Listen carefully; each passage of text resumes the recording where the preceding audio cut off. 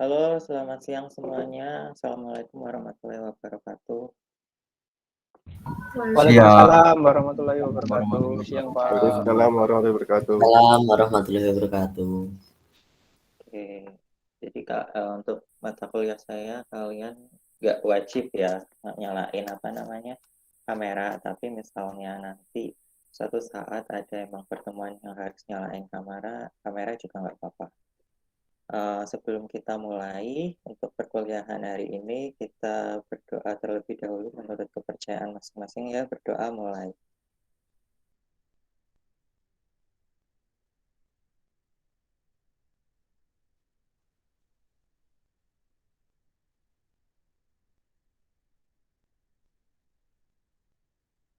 Doa selesai. Apa kabar kalian semua hari ini? Baik, Pak. Baik Alhamdulillah Pak. sehat. Baik ya. Baik Pak. Oke. Hari ini mata kuliahnya ada berapa? Satu Pak. Itu, Pak. Cuman Dua ya, Pak. saya aja. Iya Dua Pak. Pak. Oh, oke. Berarti Ada yang dua Pak. saya. Oh, ada yang dua, masa? Yang Kristen hari ini ada Pak. Ada kelas agama. Oh, agama ya. Iya Pak. Kalau agama Islam kapan? Kemarin sih di Kami Kamis ya? Kamis Pak. Selain Kristen sama Islam, ada agama apa lagi? Nggak ada. Oke, saya izin share ya. Ya, kita masuk ke materi. Terus nanti saya setelah materi itu ada penjelasan tentang tugas besar. Nah, tugas besarnya ini nanti dikumpulkan setelah UTS. Nanti untuk detailnya akan saya kasih tahu di LMS ya. LMS kayaknya tadi masih ada yang belum kena enroll. Nah, nanti yang belum di-enroll di LMS pelayanan pelanggan saya, nanti bisa japri ke saya. Karena penting banget di situ. Di situ kalian nanti buat tahu tentang pengumpulan tugas, buat bisa ikut ujian juga lewat situ. Terkadang kalau dosen-dosen emang ujian UTS atau UAS-nya lewat LMS dan lain sebagainya. Materi-materi juga di-download lewat LMS. Dan misalnya ada pertemuan yang kayak asinkronus, kan kita pertemuan itu ada dua jenis kalau punya saya. Yang pertama itu sinkronus. Sinkronus itu seperti ini. Jadi pertemuan online menggunakan Google Meet. Yang satunya itu pertemuan tanpa Google Meet. Jadi istilahnya nggak ongoing. Jadi nanti kalian belajar sendiri atau nanti saya sediakan video dan materi seperti itu. Nah, untuk materi hari ini kita akan membahas atau masuk ke pelayanan pelanggan. Kalau yang kita mungkin sudah kenal di pelayanan pelanggan itu bahasa Inggrisnya kan customer service ya atau CS. Kalau kalian sering ketemu di tempat-tempat perbelanjaan kayak mall, supermarket, dan lain sebagainya. Bahkan nggak cuma di tempat perbelanjaan, tapi di pelayanan-pelayanan seperti bank dan lain sebagainya itu juga ada customer service-nya. Tapi nanti yang akan kita bahas, customer service itu tidak hanya sekedar pelayanan di frontliner saja atau di bagian depan, tapi kita juga akan membahas customer yang lebih kepada customer care. Jadi sebenarnya ada dua istilah di sini di pelayanan pelanggan. Ada customer care dan customer service. Nah, kedua ini customer care itu istilahnya dia lebih luas daripada customer service. Jadi kayak customer service itu ada di dalamnya customer care. Kalau customer care ini yaitu pelayanan pelanggan baik sebelum, sedang maupun sesudah melakukan transaksi. Jadi ini nanti saya ralat, ini sebenarnya harusnya customer care. Jadi customer care itu penyediaan layanan kepada pelanggan baik sebelum, sedang maupun sesudah melakukan transaksi. Sedangkan kalau customer service itu lebih berfokus kepada pelayanan pelanggan ketika pelanggan datang dan melakukan transaksi sampai transaksi itu selesai gitu, itu customer service. Ya misalnya contohnya kalau customer care bahkan sebelum pelanggannya melakukan transaksi itu aktivitas pelayanan pelanggannya itu dinamakan customer care. Contohnya kalau customer care dengan menyediakan segala bentuk layanan baik itu di website dan lain sebagainya itu customer care. Bahkan customer care itu sampai kepada pelayanan dengan berbagai departemen. Jadi nanti kita akan mengenal yang namanya internal customer sama external customer. Nah, kalau customer service itu lebih kepada misalnya si customer itu datang, terus dia bertanya misalnya menanyakan lantai untuk lantai yang menyediakan peralatan dapur misalnya. Nah, dia tanya ke CS. Nah, itu sampai CS menjawab dan sampai customer-nya itu pergi itu customer service. Tapi kalau customer care bahkan setelah si customer-nya atau pelanggannya pergi itu ketika masih ada pelayanan yang lain bahkan yang nggak langsung ke customer-nya itu dinamakan customer care itu. Ada pertanyaan? Jadi beda ya customer care sama customer service.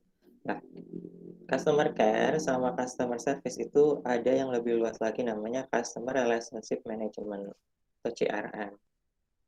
Nah, ini Customer Relationship Management ini sampai dia memanage pelayanan dari supplier sampai ke customer and customer atau pembeli.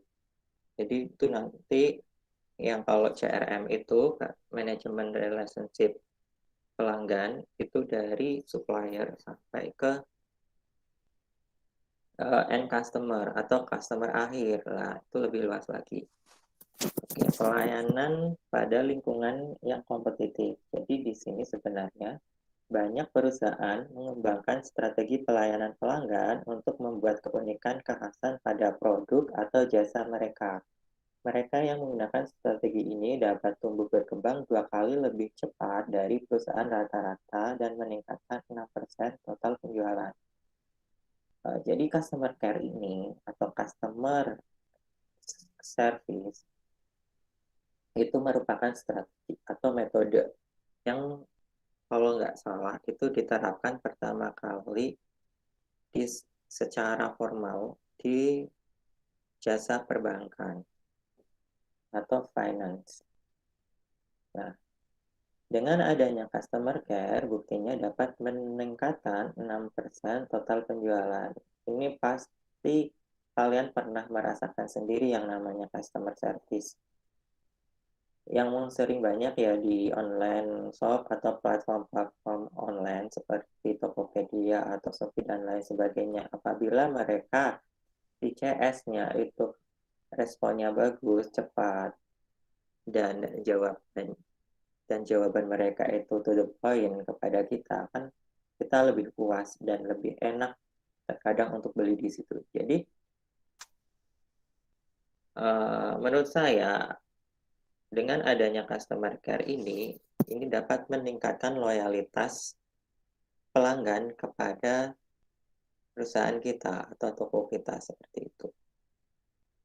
Lah, kenapa perlu pelayanan pelanggan? Karena sebenarnya ada tujuan dari suatu bisnis itu untuk menciptakan customer. Jadi bisnis manapun itu pasti tujuannya itu untuk menciptakan customer.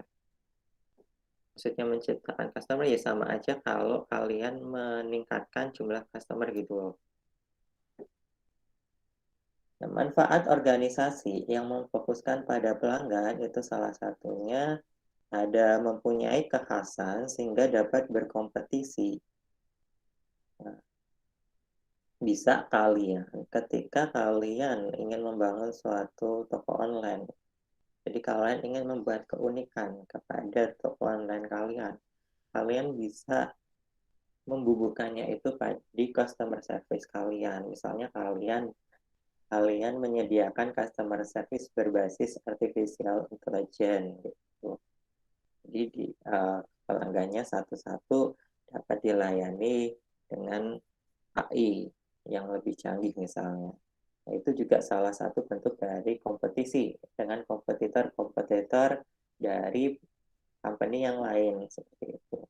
Yang kedua itu memperbaiki image di mata pelanggan. Tapi ini juga untuk customer service ini resikonya juga agak gede juga apabila si CS-nya sendiri itu melakukan kesalahan, itu kan kayak ya kita customer itu walaupun kesalahannya sedikit tapi akan terus diingat-ingat seperti itu. Kayak ya sama aja kalau kita hubungan sama orang lain ya. Kadang kita udah baik berkali-kali tapi kesalahan kita sedikit yang mereka ingat-ingat terus padahal kebaikan kita misalnya lebih banyak kayak gitu. Nah, ini juga menjadi pertimbangan ya ketika akan membangun strategi customer service. Lalu yang ketiga itu meminimalisasi sensitivitas harga. Maksudnya apa? Meminimalisasi sensitivitas harga. Ada yang tahu nggak? Ayo, maksudnya kalau kita menerapkan pelayanan pelanggan itu dapat meminimalisasi sensitivitas harga. Di sini ada yang pernah coba bikin online shop sendiri nggak? Lewat sosial media. Atau kalian ada yang thrifting baju juga atau yang lain? Ada, Pak. Galuh ya? Galuh Iya, Pak. pernah. Pernah, Pak. Tahu nggak maksudnya meminimalisasi sensitivitas harga? Mungkin kayak gini, Pak. Kayak harga apa ya? Harga jualnya gitu ya. Kayak dari harga bahan baku diminimalisir supaya dapat harga yang cukup murah. Kurang tepat sih. Ini lebih kepada harga produk ke customer. Kena belum maksudnya? Belum, Pak. Belum ya. Jadi gini, maksudnya meminimalisasi sensitivitas harga itu ketika kita menggunakan pelayanan pelanggan, entah itu kalian pelayanan pelanggan by a human, maksudnya human ya kan, pelayanan berdasarkan kita dari orang ke orang, atau pelayanan berupa packaging. Jadi packaging kalian kasih kayak kartu-kartu seperti itu, misalnya terima kasih telah membeli bla bla bla bla, terus kalian tuliskan nama customernya atau lain sebagainya. Itu untuk meminimalisasi sensitivitas harga.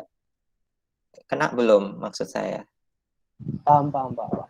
Jadi ketika kalian akan menaikkan harga barang, tapi kalian sudah punya customer, tapi kalian punya pelayanan pelanggan yang bagus, customer care yang bagus, kalau mereka sudah pada level regular customer, mereka tidak akan mempermasalahkan kenaikan tersebut.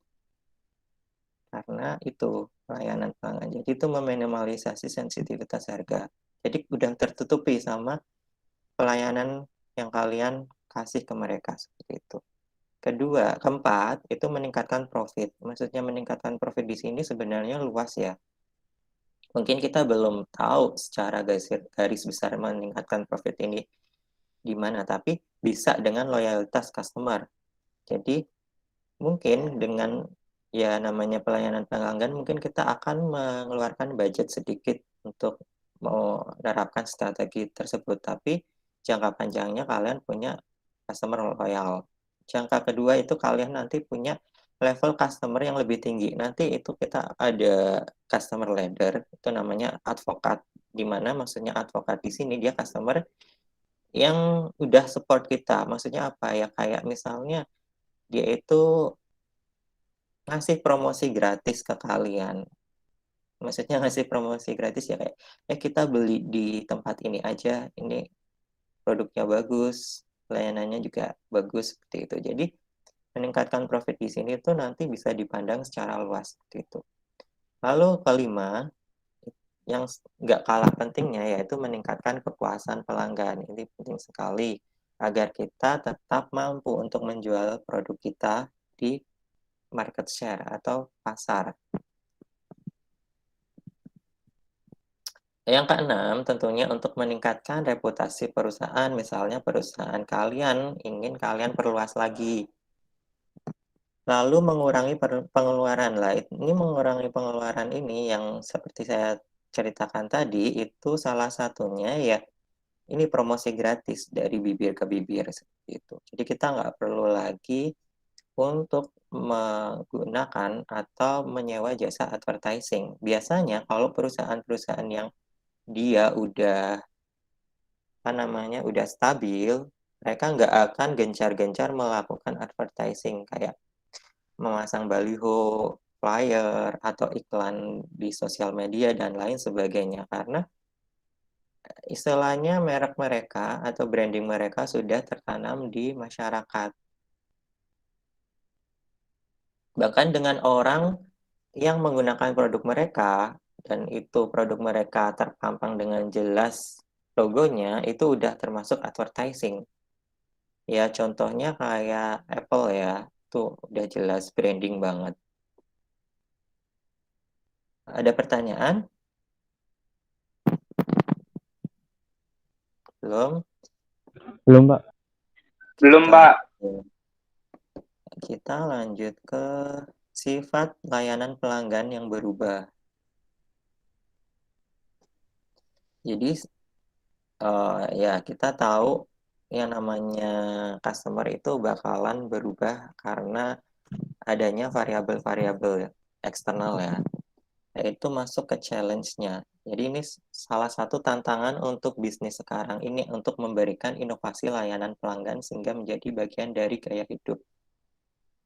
Mungkin dulu sekali itu jual beli ya hanya berdasarkan barter. Kalau dulu kan pakai barter ya, terus akhirnya keluarlah yang namanya alat untuk melakukan pembayaran kayak uang logam dan uang kertas dan lain sebagainya. Dan jual beli zaman dulu mungkin jual beli yang melakukan jasa layanan juga secara sederhana. Tapi sekarang karena adanya strategi dan modifikasi metode dari pelayanan pelanggan, akhirnya lama-lama seperti pelayanan pelanggan itu kayak gaya hidup atau lifestyle yang emang sudah harus ada seperti itu. Jadi setiap company atau toko-toko entah apapun bentuknya dan pelayanan-pelayanan jasa itu mereka seperti harus ada yang namanya customer care atau customer service karena itu udah bagian dari kebutuhan si customer seperti itu. Karena kalau tanpa adanya layanan pelanggan itu si customer merasa belum afdol atau belum puas karena udah bagian dari gaya hidup kita seperti itu. Nah, di sini adanya layanan telepon untuk sektor perbankan di mana memberikan kecepatan, keramahan, dan kualitas pada saat pelanggan menelpon untuk meminta bantuan. Hasilnya dari strategi ini yaitu pelanggan baru bertambah sampai 38%. Jadi layanan telepon juga ini salah satu bentuk dari customer service, itu juga implementasinya pertama kali di finance company atau perbankan juga. Di mana di sini untuk layanan telepon itu dapat meningkatkan pelanggan baru sampai 38%. Mungkin kalian pernah kan yang namanya merasakan kayak, ih kan nggak pernah ditelepon, tiba-tiba ditelepon kayak gitu, disuruh ikut atau jadi nasabah bank, pernah nggak ditawar-tawarin gitu lewat telepon. Tapi ya hati-hati ya, mungkin salah satu penelpon memang benar itu dari bank dan takutnya salah satunya juga ada penipuan, scamming kalau trennya saat ini ya. Kalau yang saya perhatikan untuk membedakan, yang pertama penelepon itu penipuan dan yang satunya emang layanan dari bank. Pertama, kalau layanan dari bank itu mereka nadanya lebih santai, lebih biasa. Tapi kalau penipuan mereka itu lebih cepat nadanya.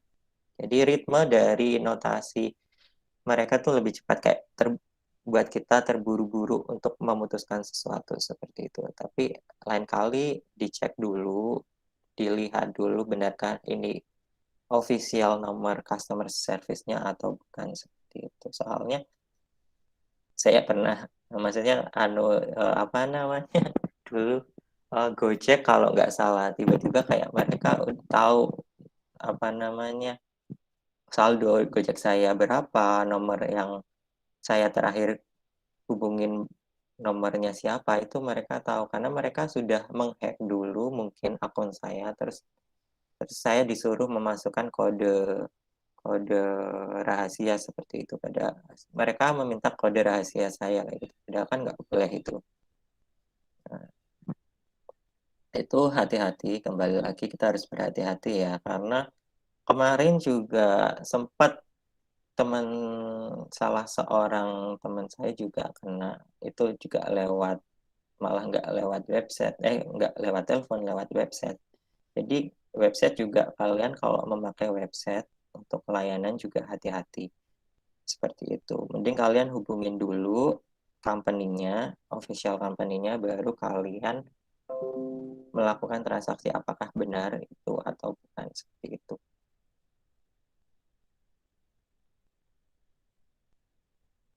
Lalu mengubah perilaku dan harapan pelanggan. Jadi di sini sebenarnya dengan menerapkan customer service atau customer care atau pelayanan pelanggan itu dapat mengubah perilaku dan harapan pelanggan. Pertama itu mengubah value for time.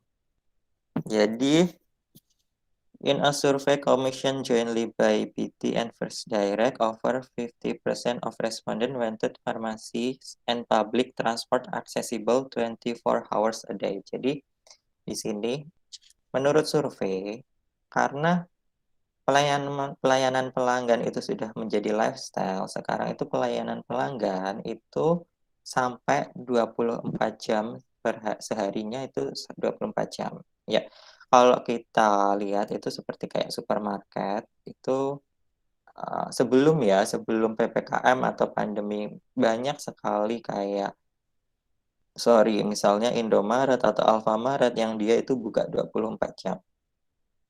Itu salah satu bentuk dari strategi layanan pelanggan. Dan sebenarnya ini untuk pelayanan pelanggan yang dia buka 24 jam, itu pertama kali itu diterapkan di tahun 1994 oleh ASDA. Seperti itu. Lalu yang selanjutnya yang mengubah perilaku dan pelayanan dan harapan pelanggan itu one-to-one service. Bantuan service itu lebih kepada kalau kita melakukan transaksi lewat website, yang dimana website itu ada ada CS-nya.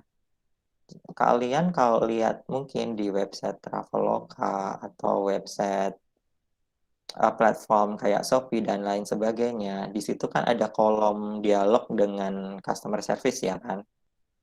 Itulah aplikasi dari one-to-one service. Jadi walaupun pelanggan itu 1.000 dan dia membeli di satu toko, kalau kita offline kan susah kan untuk melayani 1.000 pelanggan di satu toko. Kalau offline kalian 1.000 orang itu langsung datang ke toko aslinya, ke outlet aslinya kan susah, karena mungkin pelayan di situ, staff yang melayani di situ kan cuma 5 paling. Jadi susah untuk melakukan one-to-one service untuk secara langsung bersamaan dengan 1.000 pelanggan misalnya. Tapi sekarang kan sudah ada yang namanya website.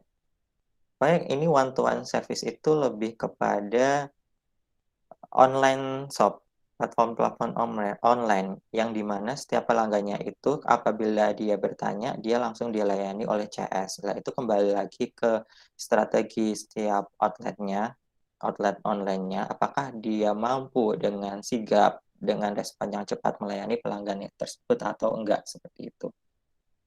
Nah, ini one-to-one service. Lalu, the rising power of customer. The rising power of customer tahu nggak maksudnya? Netizen itu harusnya tahu. Orang-orang Indonesia, the rising power of customer. Haris mungkin? Kira-kira apa Haris?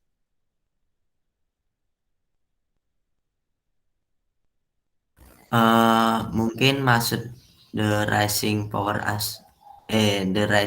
of customer itu gimana ya Pak? Belum paham juga maksudnya yang poin itu. Belum paham? Ada yang kira-kira paham? Kania boleh Kania? Saya rasa Pak, the rising power of customer itu kayak peribahasa pembeli itu adalah raja Pak. Jadi pembeli itu harus selalu didengarkan atau diikuti keinginannya. Terima kasih Pak. Ya, itu juga salah satu poin ya, benar. Jadi keinginan mereka harus didengarkan. Jadi di sini kalau kita lihat sekarang ya, itu kita sebagai customer itu dapat mengemukakan pendapat kita ketika kita membeli suatu produk, apalagi di online shop. Intinya comments ya. Nah, itu kita itu punya power sebagai customer sekarang powernya lebih besar daripada dulu. Misal dulu belum adanya, dulu mungkin masih pakai kotak saran dan lain sebagainya. Atau bahkan sebelum ada kotak saran ketika kita kecewa dengan suatu barang, sedikit lah misalnya kecewanya sedikit itu ya udahlah ikhlaskan saja lah gitu. Maksudnya kita itu males gitu loh untuk komplain. Sedangkan sekarang karena hampir semua media itu menyediakan pelayanan pelanggan, hampir semua media itu istilahnya motonya itu untuk mendengarkan keluhan pelanggan, mendengarkan suara pelanggan, itu kan mesti mereka menyediakan fitur-fitur atau fasilitas untuk pelanggan menyuarakan hati mereka kayak gitu loh. Ya misalnya melalui kolom komentar seperti itu. Bahkan sekarang itu power atau pelanggan itu powernya itu lebih tinggi lagi. Mereka bisa bahkan itu kayak telat pengiriman atau misalnya lecet sedikit, nggak sesuai, itu langsung mereka komen di kolom komentar. Jadi sekarang itu powernya itu lebih tinggi lagi si pelanggan. Seperti itu. Dan ini ya seringnya terjadinya sih di online platform ya, kayak online shop atau segala jenis pelayanan yang disediakan melalui media online. Seperti itu. Lalu di sini ada customer rights. Jadi ini maksudnya hak konsumen. Today's customer know their rights and are more likely to make their opinion known if they feel that these have been violated. Jadi sekarang customer itu lebih teredukasi daripada sebelumnya karena mereka itu tahu hak mereka sebagai pelanggan itu apa aja, seperti itu. Sekarang kan banyak online shop yang mereka juga menerapkan yang namanya term of service. Jadi term of service itu peraturan-peraturan untuk konsumen ketika membeli di toko kita misalnya, kita buat peraturan tersebut. Nah, karena sekarang customer atau konsumen lebih pintar lagi, jadi mereka akan melihat di situ. Kalau beli di toko ini, dia itu peraturannya apa saja sih? Biasanya kalau beberapa, apalagi teman saya itu ada yang sampai kayak gitu itu benar-benar dibaca seperti itu. Jadi ketika teman saya ingin mengeluh sesuatu, ingin merasa kurang dilayani, dia akan melihat terlebih dahulu term of service-nya bagaimana. Nah, baru dia komplain, kok nggak sesuai sama term of service. Jadi, istilah customer right sekarang itu adalah customer atau pelanggan itu sudah sangat teredukasi dengan hak-hak mereka sebagai pelanggan, seperti itu. Yang belum di-mute, tolong di-mute ya, biar saya nggak terdistract. Oke, terus selanjutnya smart competition, kalau nggak salah ya. Di sini di bawah smart competition itu the advent of increasing globalization allows organization to compete on a regional, national, and pan-continental basis. Jadi maksudnya di sini smart competition. Ada yang tahu kira-kira kenapa sekarang itu dengan adanya pelayanan pelanggan, company-company itu bisa smart competition dan mereka bisa compete nggak cuman nasional aja, regional, tapi juga internasional.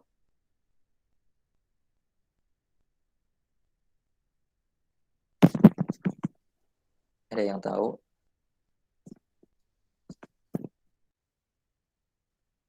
Ini ada hubungannya dengan media dan teknologi.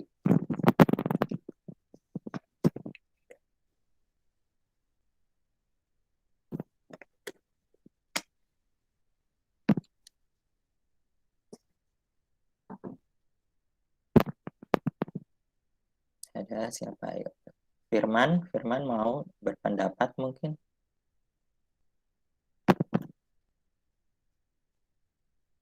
Firman Syah, Ya, halo Pak. ya bisa menjelaskan maksudnya smart competition di sini. Maaf Pak, kurang paham juga tentang smart competition. Masih belum paham ya. Jadi sebenarnya pelayanan pelanggan ini kita akan mengenal yang namanya istilah-istilah secara umum ya. Mungkin nanti akan jadi istilah basic buat kalian ketika kalian nanti masuk ke dunia bisnis mungkin. Jadi maksudnya smart competition di sini karena kita sudah lebih maju lagi, lebih modern lagi, pelayanan pelanggan tidak hanya bisa kita implementasikan secara offline atau face to face kepada customer, tapi kita juga bisa lakukan secara online.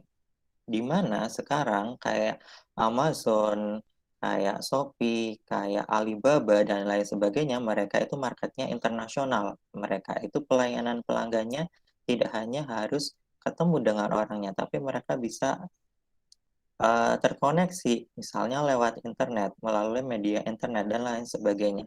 Nah, mereka sekarang bisa mencapai kompetisi itu secara internasional sekarang. Itu karena apa ya, media teknologi yang mensupport. Itulah maksudnya smart competition. Mereka nggak hanya kompetisi di tingkat nasional atau regional aja, atau tingkat satu outlet di satu kawasan perbelanjaan saja. Tapi ketika mereka sudah menerapkan yang namanya sistem informasi atau information management system, maksudnya di sini seperti website ya, contohnya aplikasi website, otomatis apabila mereka juga menyediakan penjualan secara online dan pengiriman secara ekspor, itu juga dia tokonya atau outletnya bisa melakukan pelayanan gak cuman di nasional aja, tapi juga untuk customer-customer internasional. Itu masuknya ke smart competition, seperti itu.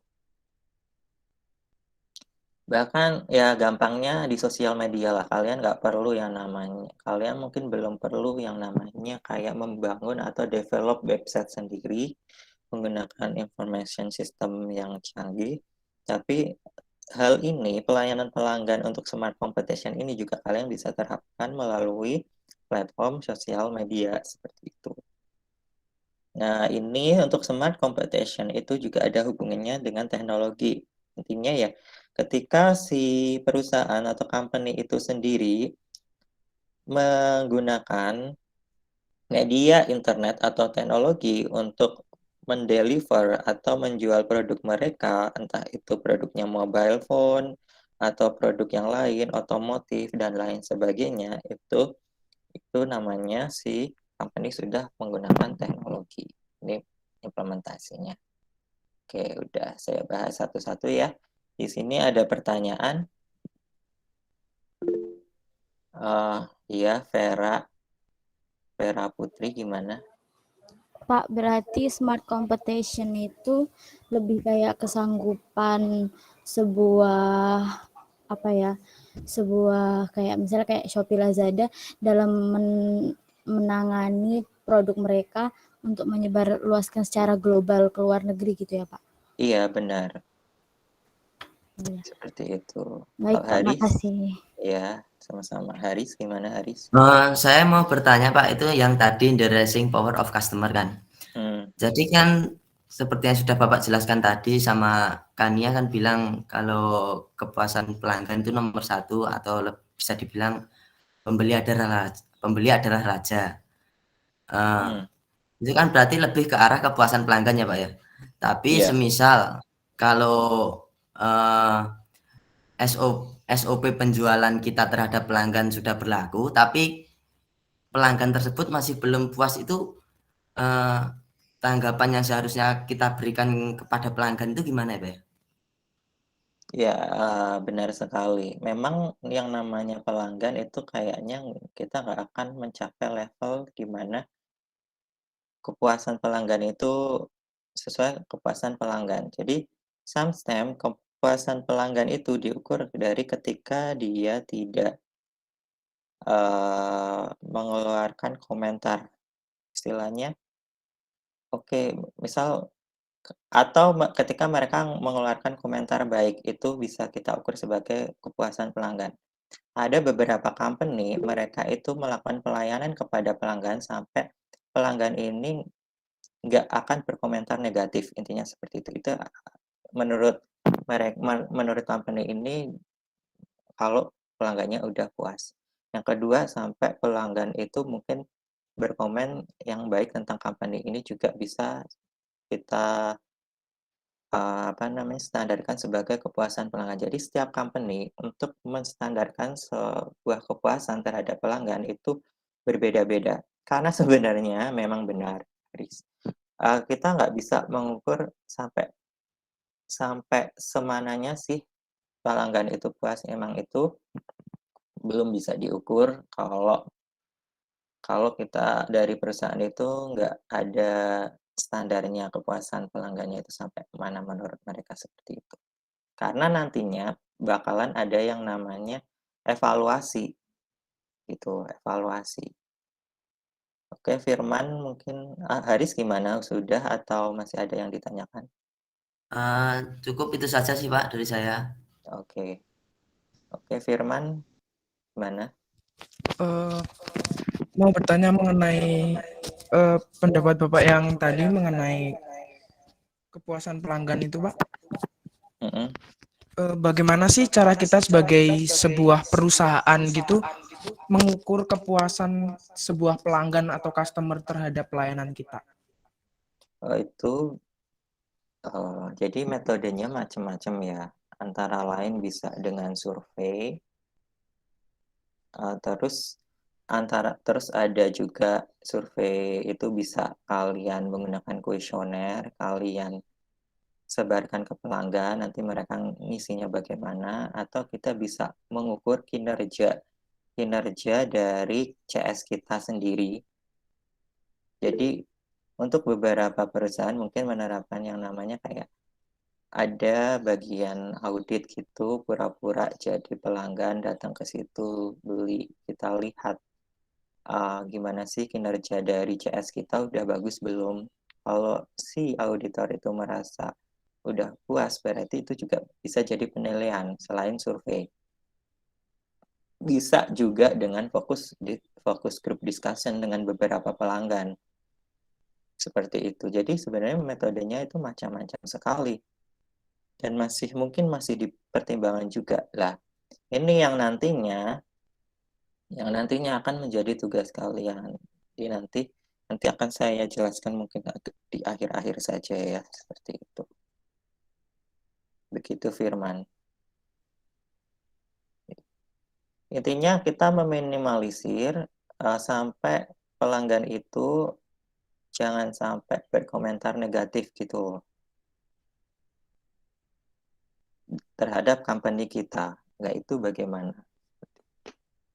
Bisa juga dengan metode data mining juga bisa kita lihat kepuasan pelanggan. Data mining itu kayak, kan sekarang semuanya terkontrol melalui big data. Tahu kan big data, cloud, dan lain sebagainya. Semua komentar pelanggan itu ada di database sebenarnya, di website, di internet. Lah itu bisa kita narik melalui text mining untuk kita lihat logikanya, apa yang banyak dikomentarkan oleh pelanggan. Kalau mereka lebih banyak mengomentarkan kepuasan, berarti mungkin company kita sudah sesuai dengan kepuasan yang distandarkan oleh perusahaan. Jadi macam-macam metodenya seperti itu.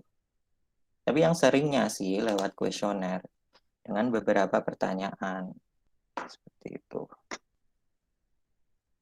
Gimana Firman? Baik Pak, terima kasih. Iya, nah, nanti kalian kan ini masih muda-muda, nah gimana caranya untuk mengembangkan itu, seperti apa bisa kalian pikirkan. Apalagi untuk perusahaan layanan logistik ya.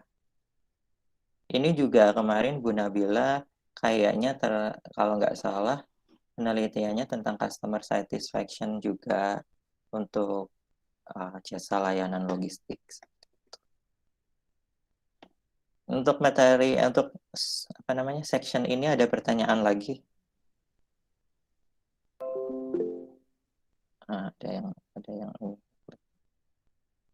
enggak ada. Vera ya, gimana Vera? Pak, perannya brand ambassador dalam ini tuh kira-kira apa, Pak? Untuk branding, Ver. Jadi sebenarnya brand ambassador itu untuk branding ya, untuk mengenalkan produknya, untuk menanamkan pola atau image dari company kepada masyarakat. Untuk mengenalkan produk, image produk, tipe produk apapun itu terkait produk ataupun company kepada masyarakat, itu brand ambassador. Brand ambassador biasanya sering dipakai untuk produk-produk apabila mereka itu ingin mengubah image mereka. Terus kedua, untuk company baru atau produk untuk company baru dengan produk baru, untuk company lama untuk produk baru misalnya, itu juga perlu brand ambassador. Seperti itu.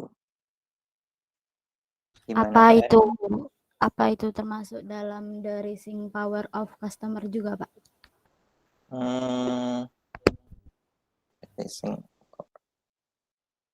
Kalau branding itu lebih kepada company-nya ya, tapi kalau rising power of customer itu lebih kepada customer-nya, kekuatan customer. Kekuatan customer untuk meningkatkan pelayanan. Jadi untuk menyuarakan hak-hak customer seperti itu. Tapi kalau branding di sini itu lebih kepada company-nya. Jadi kayak kekuatan company-nya malah menurut saya.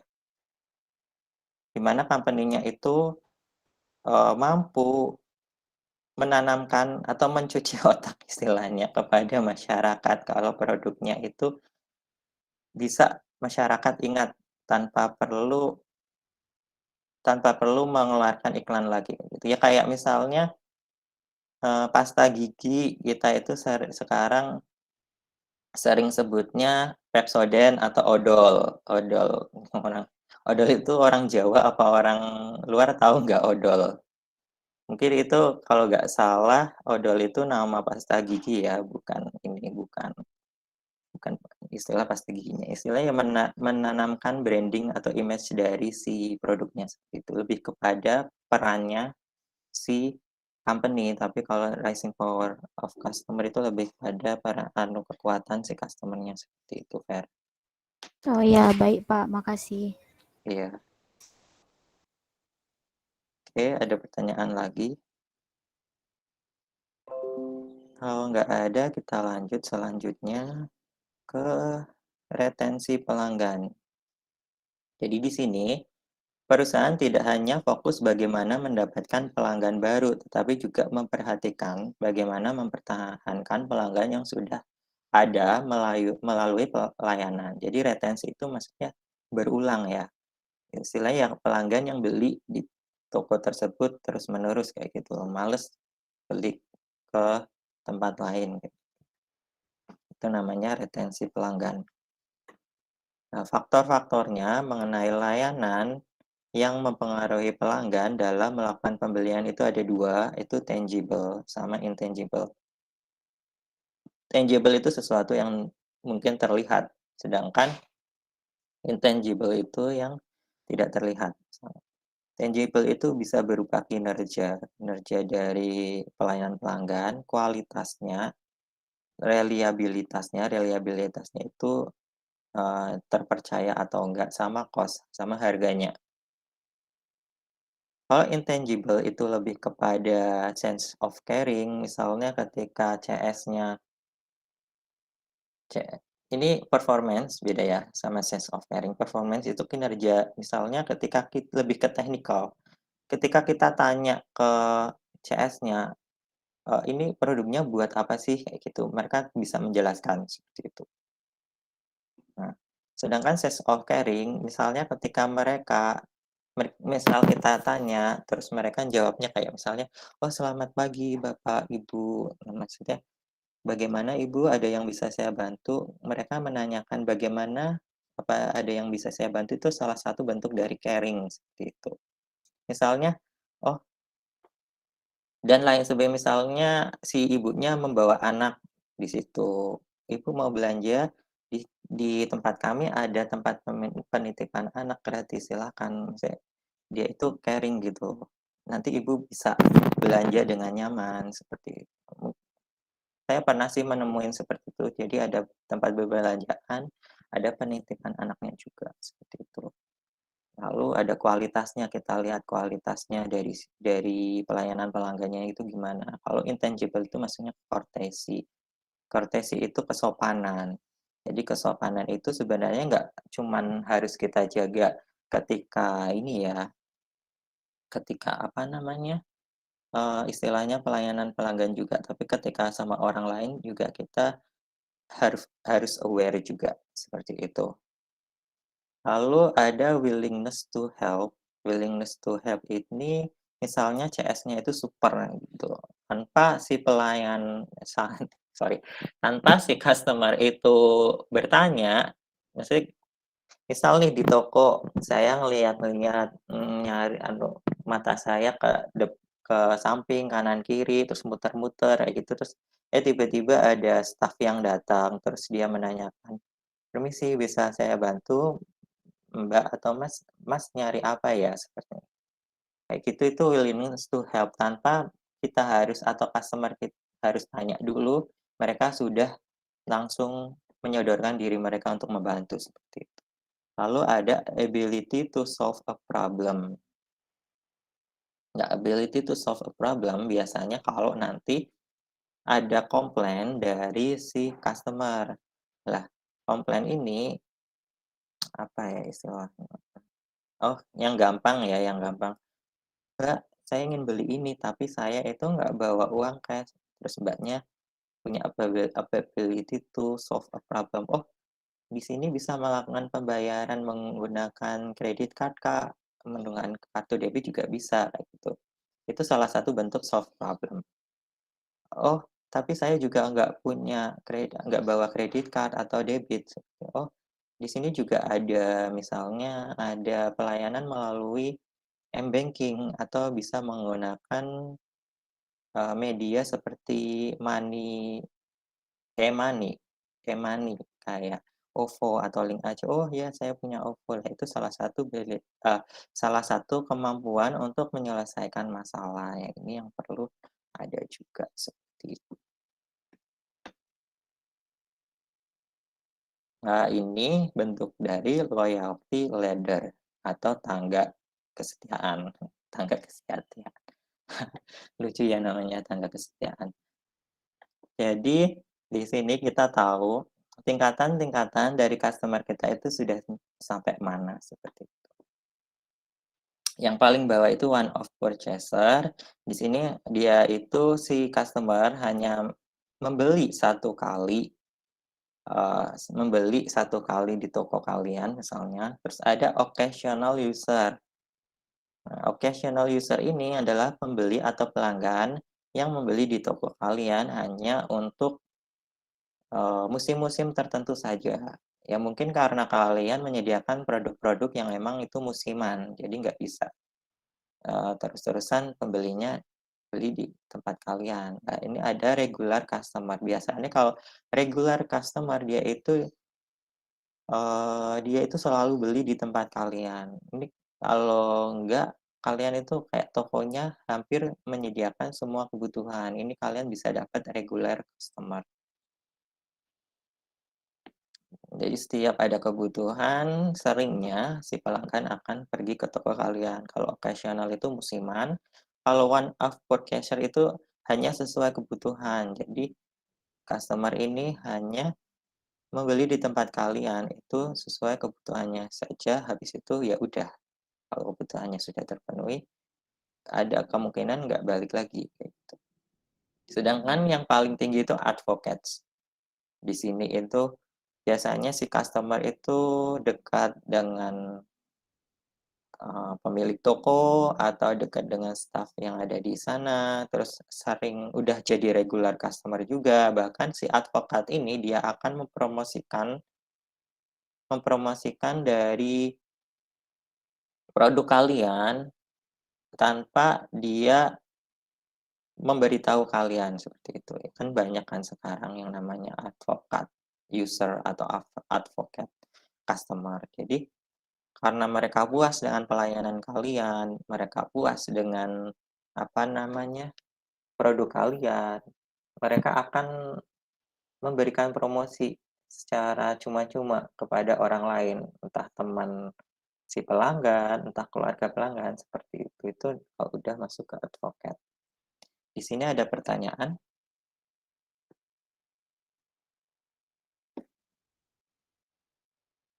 Ada. Roshid gimana? Ya, Pak. Bagaimana cara mempertahankan pelanggan di tengah kemurahan produk dari perusahaan lain yang memiliki harga yang sama, tapi dengan produk atau spek yang lebih tinggi, dijual juga dengan marketing yang ini emang suaranya agak kurang jelas ya, tapi insya Allah saya dapat poinnya. Bagaimana mempertahankan pelanggan ya. Ketika kalian produknya punya spek lebih tinggi, apalagi ini agak susah.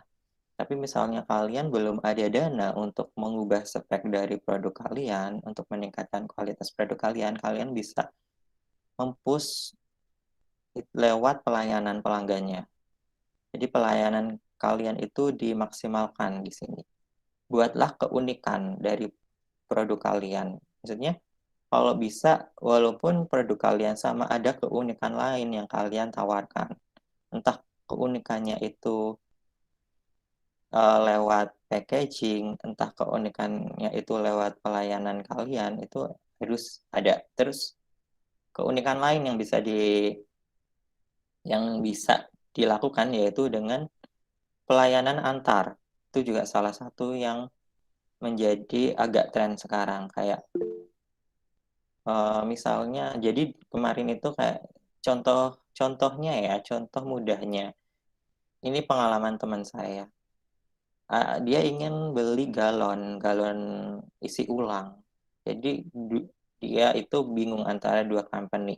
Satu company, satu lainnya itu sama-sama aja galonnya, apalagi yang satunya ini dekat tempatnya. Tapi kenapa teman saya itu beli yang agak jauh? Karena dia itu mau menyediakan produk secara tepat waktu. Ketika saya butuh langsung ada produknya. Terus diantarkan juga. Seperti itu. Terus responnya cepat. Itu salah satu bentuk dari the power of customer service. Seperti itu. Nah, kalau sudah kalian maksimalkan di situ tapi masih susah, berarti ya itu tanda-tanda kalau kalian memang harus meningkatkan kualitas produk kalian seperti itu.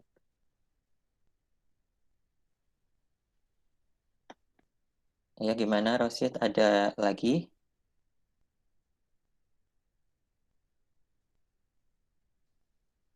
Oke, kalau nggak bisa pakai mic telepon, headset, bisa lewat chat ya. Saya baca juga di chat. Ya, Galuh gimana Galuh? Ini Pak, mau tanya tentang yang tadi slide sebelumnya, tentang one-to-one service.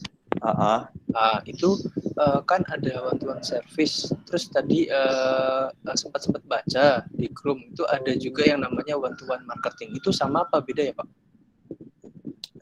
One-to-one service sama marketing itu beda ya sebenarnya.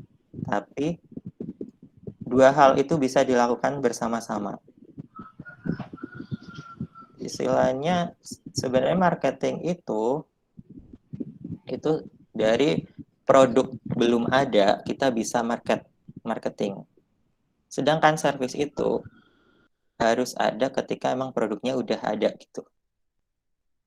Tapi hal itu keduanya bisa dilakukan bersama-sama ketika emang produknya udah ada secara tidak langsung. One-to-one service misal ya kayak gini yang bisa dilakukan secara bersamaan.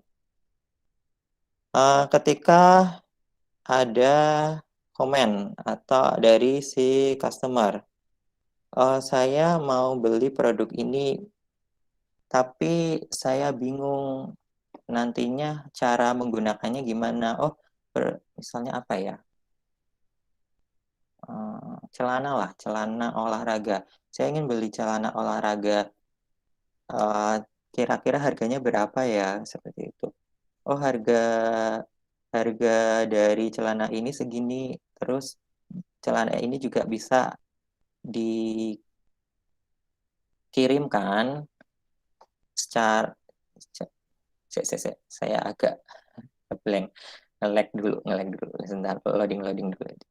Jadi misalnya dia itu tanya tentang celana olahraga, terus dia butuh informasi bagaimana cara pembayaran celana tersebut gitu. Terus dijelaskanlah pembayaran untuk celana ini bisa melakukan e-money, bisa menggunakan credit card kayak gitu dan lain sebagainya, dan pembayaran juga bisa via online. Setelah itu bisa dikirimkan. Terus dia bisa si customer service CS-nya ini sekalian marketing. Kebetulan kita juga ada kaosnya Kak yang match sama celananya. Ini lagi diskon 20%. Nah, itu salah satu bentuk dari one-to-one service sama one-to-one marketing yang bersamaan. Tapi one-to-one marketing itu kita bisa lakukan sebelum produknya itu jadi tuh. Tapi kalau one-to-one service harusnya itu ketika emang kan produknya harus udah ada duluan, baru kita bisa service produk tersebut seperti itu, Galuh. Oke Pak. Terus kalau COD itu termasuk bantuan servis nggak Pak? COD iya, karena kan langsung ketemu ininya sama customernya. Oke, Pak. Terima kasih Pak. Ya, Erwin, monggo. Gimana Erwin? Pak mau nanya, kalau Safira ya, saya lupa kalau kamu cewek. Oke. Regular customer itu berarti termasuk ke pelanggan tetap ya Pak?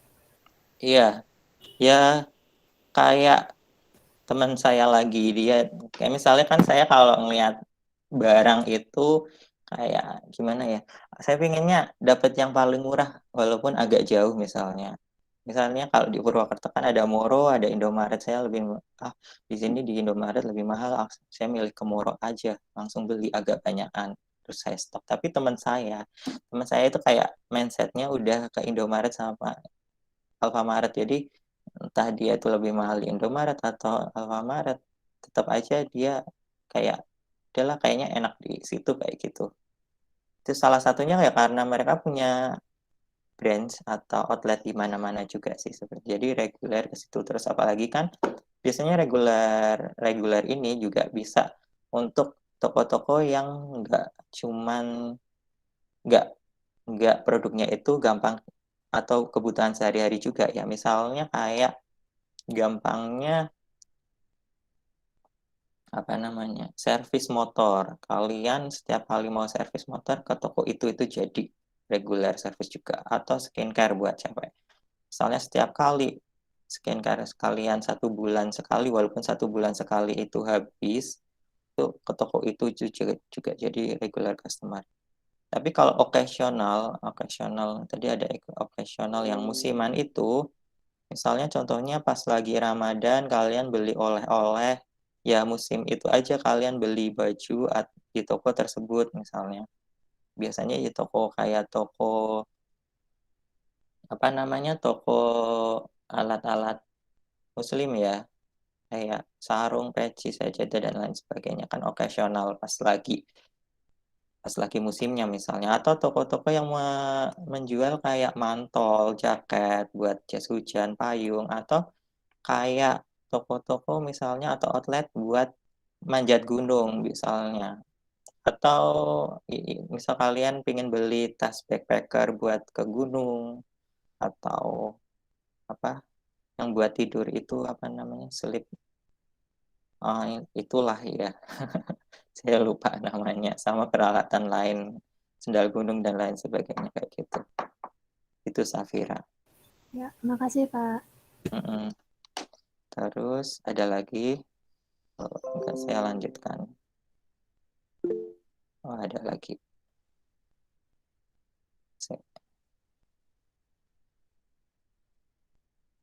Siapa tadi?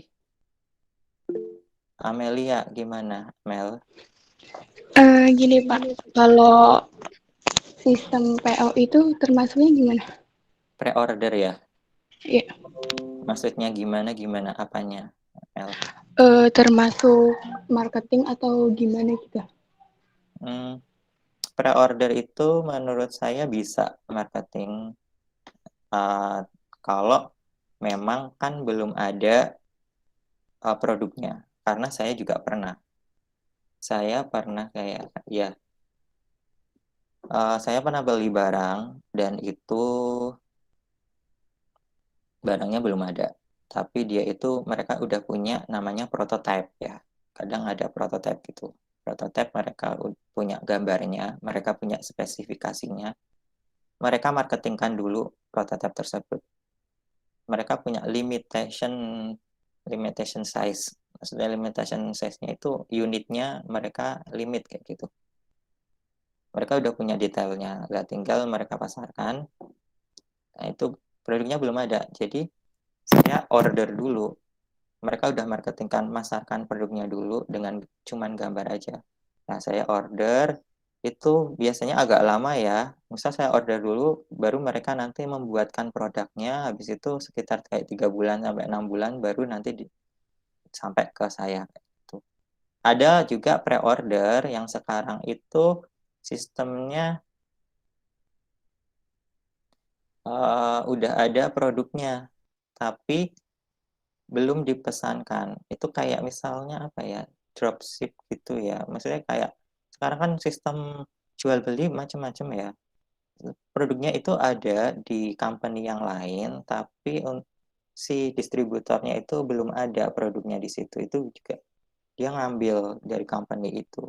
Karena dia nggak kepingin ada inventory di tempat dia. Karena selain dia harus mengeluarkan dana terlebih dahulu, ruginya juga buat dia. Jadi dia buka pre-order.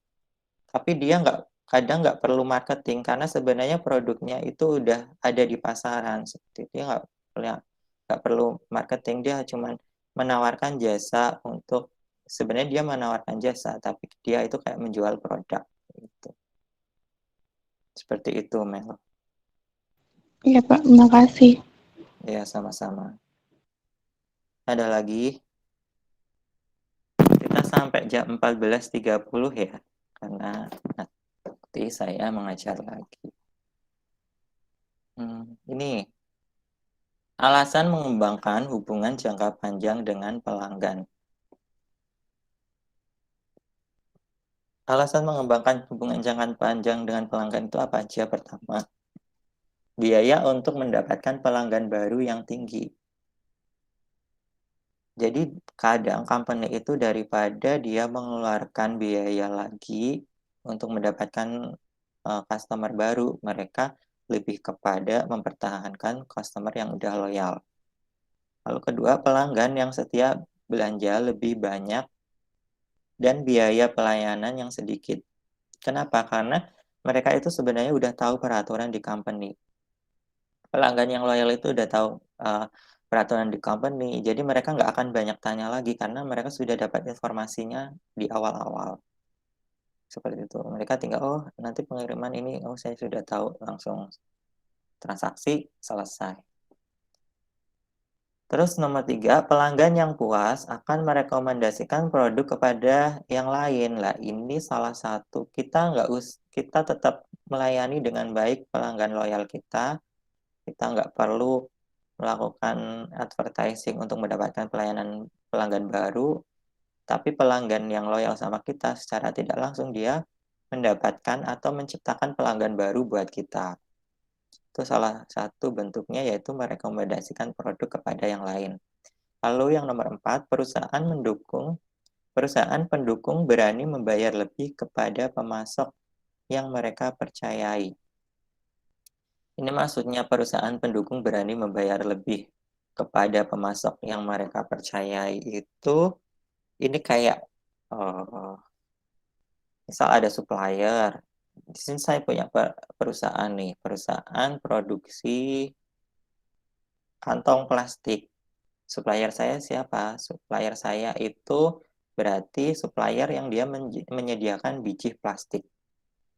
Saya sebagai pelanggannya, saya yang membeli biji plastik ke supplier ini, jadi saya pelanggan. Jadi saya itu posisinya sebagai pelanggan ya.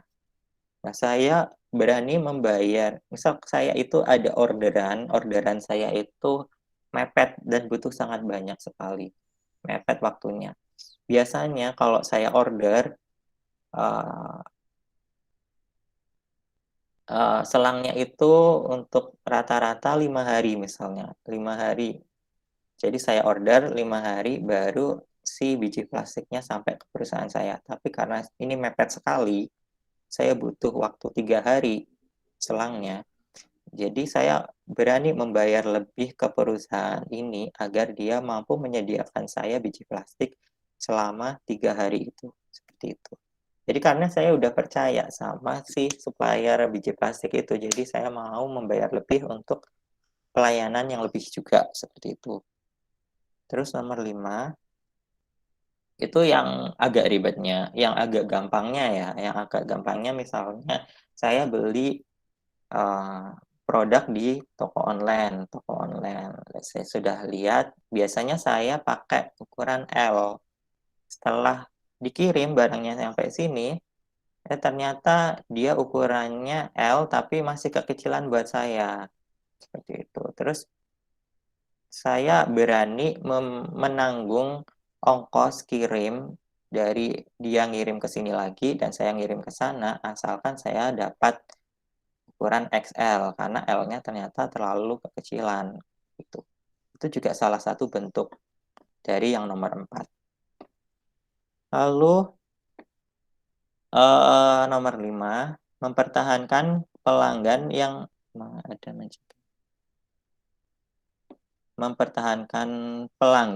untuk mencegah kompetitor melebarkan pangsa pasar. Jadi ya kalau kita berbisnis atau berjualan itu pasti ada kompetitornya. Jadi kita alasan mengembangkan hubungan jangka panjang dengan pelanggan agar pelanggan loyal kita itu jangan sampai beli ke kompetitor. Itu sama. Gampangnya seperti itu.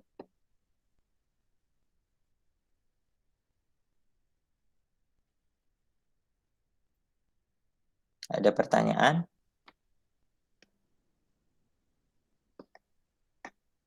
Oke, kita lanjut ke excellent service. Ini salah satu istilah ya, excellent service. Nanti kalian bakalan banyak dengar. Bahkan ada sebenarnya training-training tentang excellent service. Bahasa Indonesianya itu pelayanan prima. Jadi excellent service ini adalah layanan yang lebih baik dari harapan pelanggan. Ini yang agak susah sebenarnya, gimana menerapkan yang namanya pelayanan prima. Contohnya, waktu tunggu yang ditunjukkan pada wahana di Disney dilebihkan 5 menit daripada waktu kita ganti Disney-nya jadi Ancol kali ya, Ancol misalnya di Indonesia. Waktu tunggu yang ditunjukkan pada wahana di Ancol dilebihkan 5 menit daripada waktu tunggu yang sebenarnya, sehingga dapat meningkatkan harapan pelanggan gitu. Kalian pernah nggak kalau ke tempat wisata di situ ada waktu tunggunya? Belum ya? Atau kalian tipe-tipe yang nggak suka berpergian?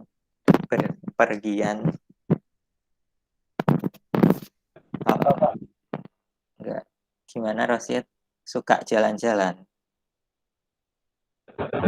Iya, Pak. Biasanya suka yang outdoor atau indoor kalau kalian berkunjung? Lebih outdoor sih, Pak. Outdoor ya, kayak ke alam, ke gunung, ke ini ya, ke laut, ke pantai maksudnya, ke laut tenggelam dong. Ya, atau ke tempat wahana-wahana ya. Saya pernah ke tempat wahana di mana dia itu ada waktu tunggunya. Misalnya jadi dulu itu saya pernah ke wahana. Antrian ini menunggu, untuk titik antrian ini ada tulisannya kalau Anda akan menunggu kurang lebih 30 menit gitu. Jadi biasanya diterapkan kepada wahana-wahana atau tempat wisata yang dia itu banyak pengunjungnya. Dan itu biasanya diterapkan kalau pas lagi peak season. Peak season itu kayak misalnya bukan long vacation, kayak apa sih, liburan yang panjang gitu loh, yang kayak libur panjang. Nah, itu bisa diterapkan di situ. Jadi kan kalau kita ngantri itu kan kayak ular kan, kadang zigzag gitu juga. Nah, itu kan ada titik-titik tertentu. Di titik-titik tertentu itu nanti ada kayak semacam plakat atau apa gitu. Nah, di situ ada tulisannya, waktu Anda dari sini menunggu ya sekitar 20 menit, kayak gitu-gitulah. Coba dibayangkan sendiri. Nah, di sini untuk meningkatkan harapan pelanggan, sebenarnya waktu tunggu kita nggak 20 menit di situ. Ternyata waktu tunggu kita sebenarnya cuma sekitar 15 menit. Jadi ketika kita sampai ke loket buat menyerahkan atau membeli karcis, ternyata lebih cepat ya, nggak kirain beneran 20 menit. Jadi kayak seneng gitu loh, walaupun cuma sedikit kayak gitu. Jadi layanan lebih baik dari harapan pelanggan. Jadi kita membuat pelanggan berharap segini, tapi sebenarnya kita bisa memberikan yang lebih dari harapan yang kita ciptakan ke pelanggan tersebut, seperti itu.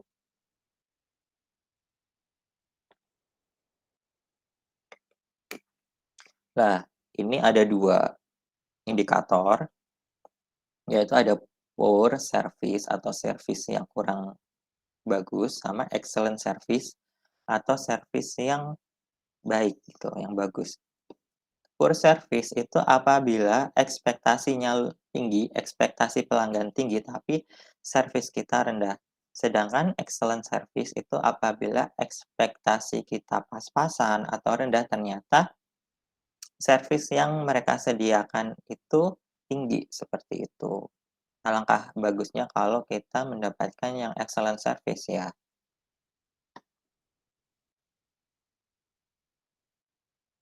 Lalu ada customer dissatisfaction. Dissatisfaction ini maksudnya ketidakpuasan. Customer yang nggak puas. Ketika kekuatan pelanggan semakin tinggi, pelanggan akan lebih vokal mengekspresikan ketidakpuasannya terhadap suatu layanan ya, yang tadi ya, the rising of power of customer. Jadi di UK, di Inggris ya, UK, United Kingdom.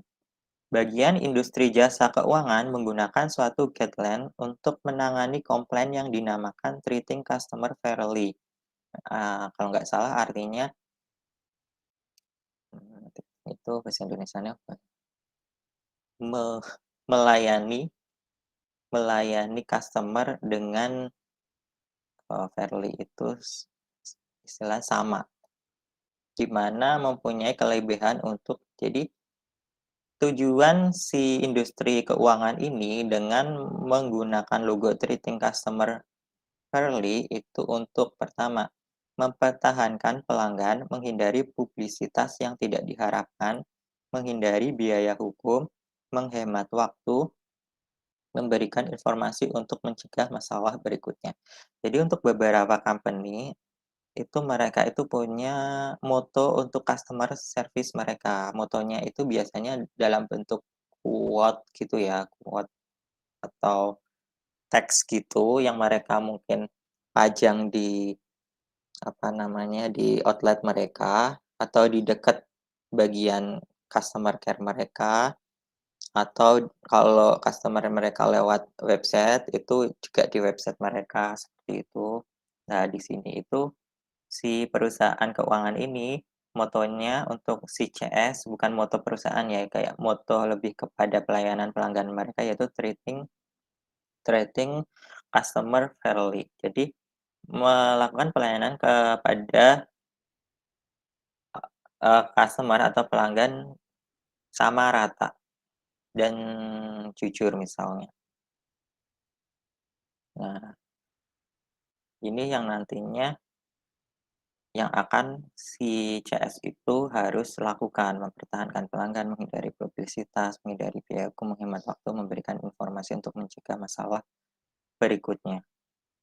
Karena kalau sudah keluar komen negatif itu agak susah ya untuk ya kalau kalian beli produk-produk lewat online shop, kalian kan mesti ngelihat dulu itu bintangnya berapa, bintangnya udah 4 kah atau baru 2. Kalian juga kalau bintangnya 2 kan pikir-pikir. Selain itu juga kalian juga akan lihat komen-komennya bagaimana. Apakah banyak negatifnya atau banyak positifnya seperti itu. Itu kan jadi salah satu faktor ketika kita akan membeli sesuatu apalagi lewat online kan ya.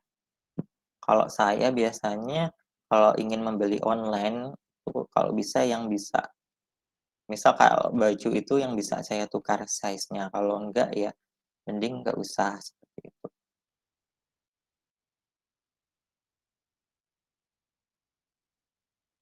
Jadi ya ada customer satisfaction, kepuasan customer, juga pelanggan, ada customer dissatisfaction.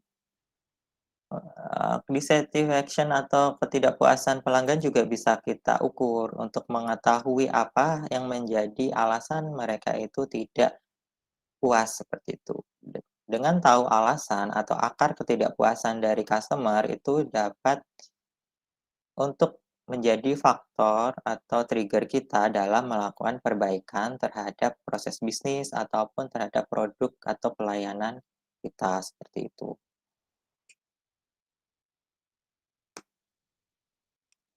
Oh ya, di sini ada personal sama versus material service. Jadi jenis dari pelayanan itu ada 2. Pertama personal, kedua itu material service. Kalau personal lebih kepada yang tadi intangible, kalau material itu lebih kepada yang tangible. Oke. Gini, pelanggan hanya mau sepakat atau berurusan dengan orang yang mereka percaya. Jadi pelanggan di sini, misal di situ banyak CS-nya, banyak staf untuk melayani.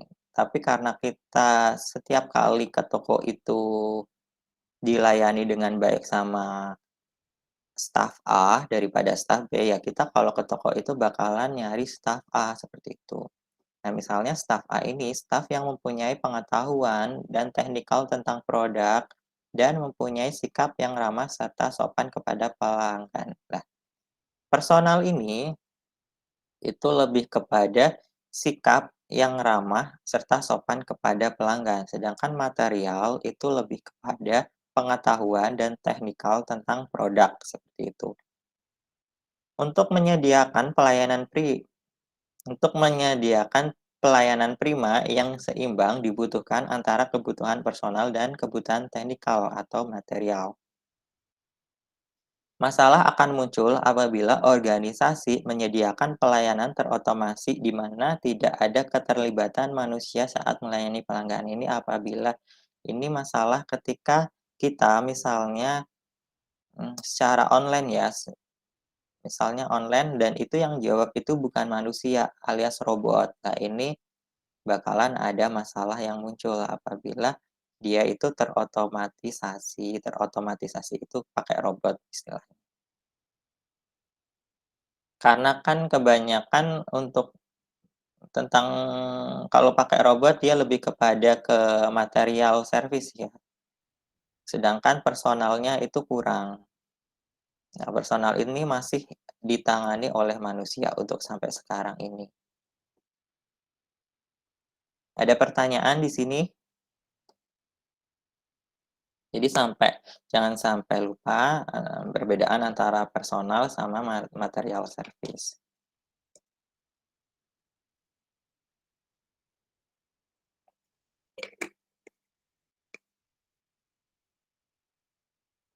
Sudah, thank you. Jadi hari ini sampai ini saja. Nanti kalian itu membuat kelompok. Kelompok isinya kalian ada 29 kan ya kalau nggak salah. Kalau nggak salah kalian ada 29 bagi 2, kira-kira berapa kelompok? 14 kelompok ya. Tapi nanti ada satu. Jadi ada satu kelompok yang 3 orang. Nanti kalian cari sendiri siapa kelompok kalian.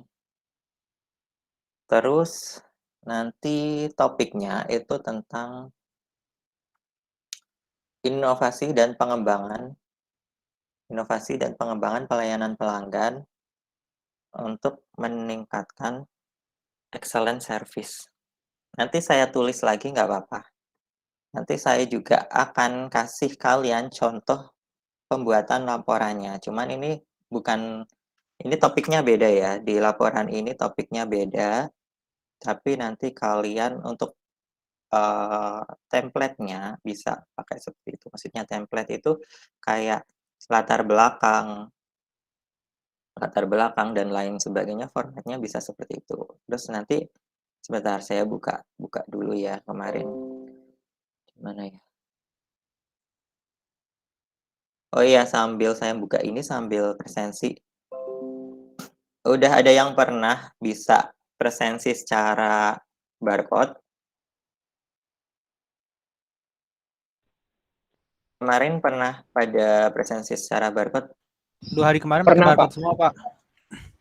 Oke. Pernah, Pak. Iya, Pak. Sudah, Pak. Bentar.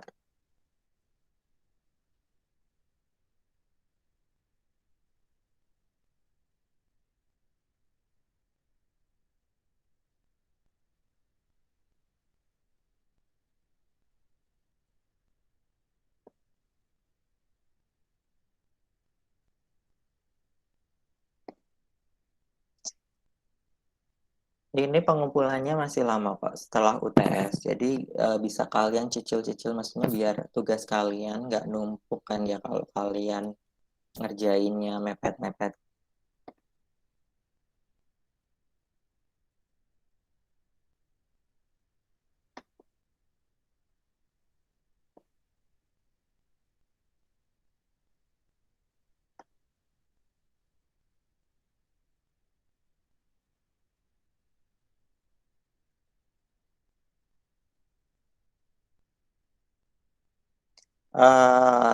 Nanti ini aja lah, nanti saya share aja kalau nggak di grup atau di LMS, saya upload contoh laporannya. Di situ laporannya tetap ada formatnya, ada template-nya, tapi kan ada kayak desain-desainnya. Seperti itu, kalian bisa blank juga nggak apa-apa, nggak ada desain frame-nya.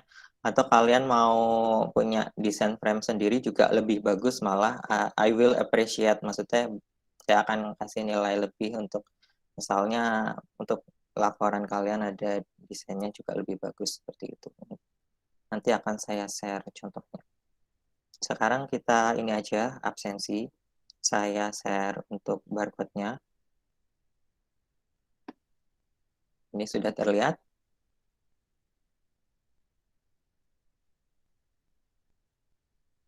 Oke, nanti saya cek lagi yang belum absensi siapa.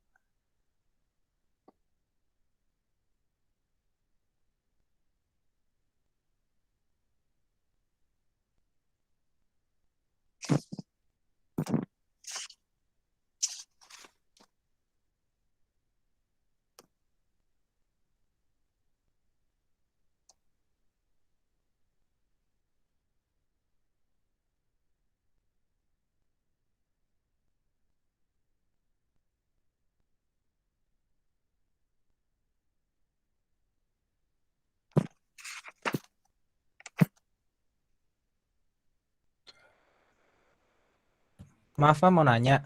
Ya. Kan ada beberapa yang baru masuk hari ini ya buat presensinya. Itu nanti gimana ya? Ya nggak apa-apa presensi hari ini. Yang kemarin maksudnya Ya. presensi yang hari ini Minggu atau lalu. Ya minggu lalu kan kita belum ikut batch 2 soalnya. Oh, minggu lalu karena saya anggap sebagai perkenalan, saya absensi semuanya minggu lalu. Oh iya. Makasih ya Pak. Ya sama-sama. Oh ya, saya harap semuanya masuk ya di grup WA karena nanti pengumuman apapun akan saya kasih tahu di WA karena lebih efisien ya, lebih efektif juga. Seperti itu. Ada chat apa ini? Kalau yang nggak bisa pakai QR code, kalian bisa absen lewat Google Chat. Nanti saya cek. Pak Syarif izin tanya Pak. Halo. Untuk kelompoknya nanti berarti setiap kelompok isi berapa ya Pak? Dua sampai tiga. Dua sampai tiga ya. Maksimal 3 lah ya. Kalian sendiri, kalau mau sendiri juga nggak apa-apa.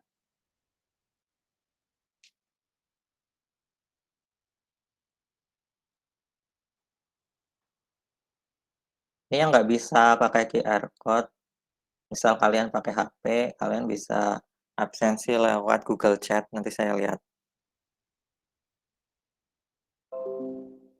Cuman kan kalau lewat barcode kan saya lebih mudah gitu loh, jadi lebih cepat.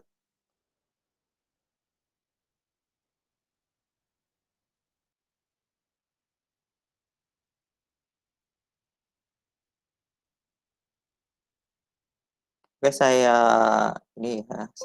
cek.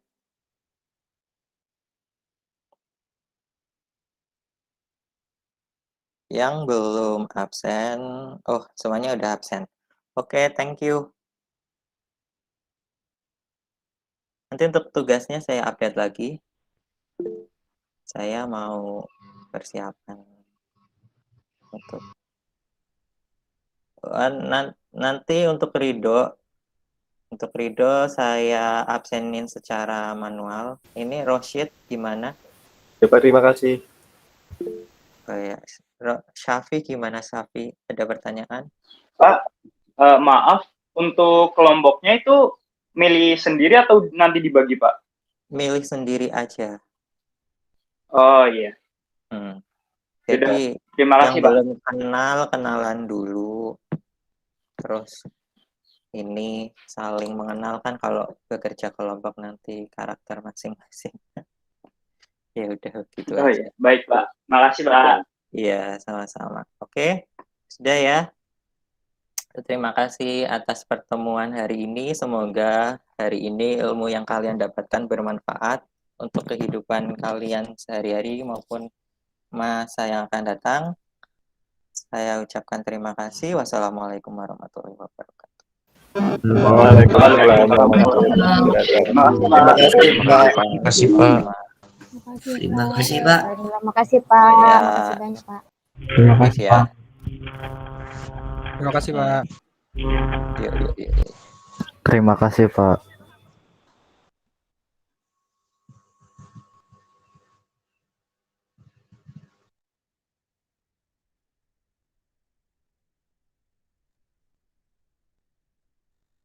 regen cek.